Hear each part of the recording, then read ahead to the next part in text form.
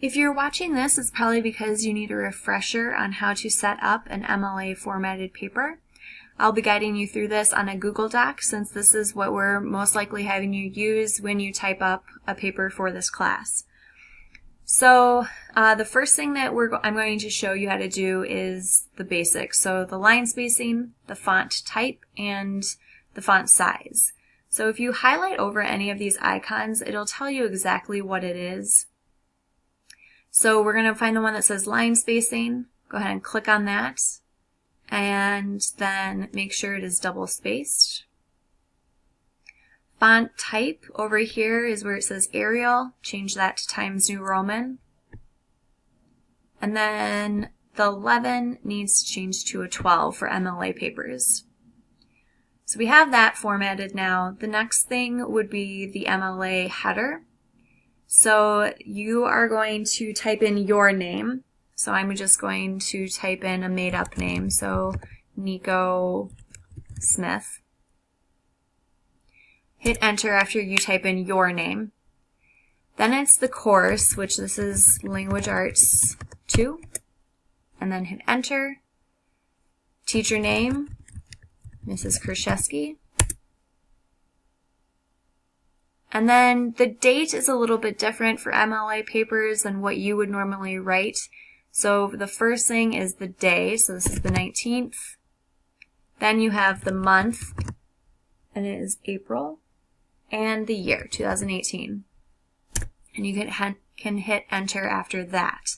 Now, if this is after the fact and it is April 2019, please be sure to write the correct date.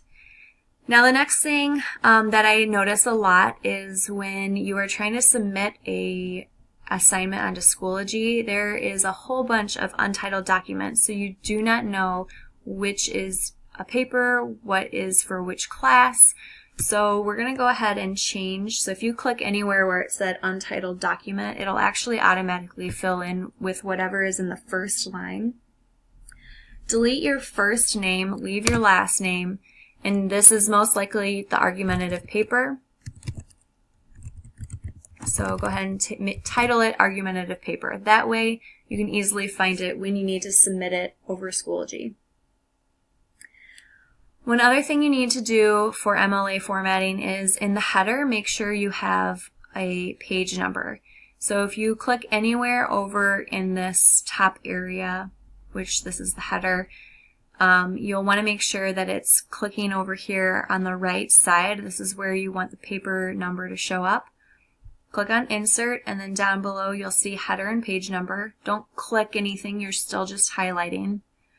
Then go over to page number, and it's this first box right here. Because you do not have a cover page, you don't need to worry about it being different than the first page. So click on that, and your number will show up. That way, every time you start a new page, it'll be numbered. The last thing I want to show you is how to do a hanging indent for a works cited page. So if I go ahead and start a new page, because all works cited always need to be on their own pages, go ahead and type in works cited. And this needs to be centered. So if you click over here and you look at these alignments, you want the center alignment.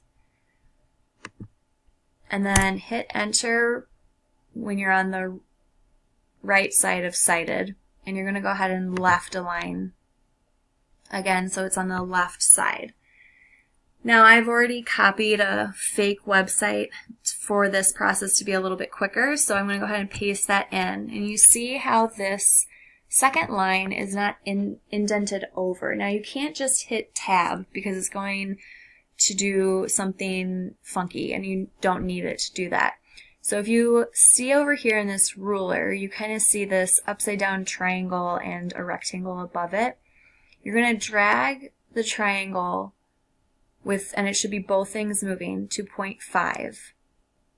Unclick it. Now both top and bottom line has moved, so you need to now just click on the first line indent, so that rectangle that I said that was above the triangle, and drag it back to 0. And then you have a hanging indent for your works cited. So now everything should be set up for your MLA paper. You can go ahead and start typing in the information. Hit tab whenever you do start a new paragraph. Good luck.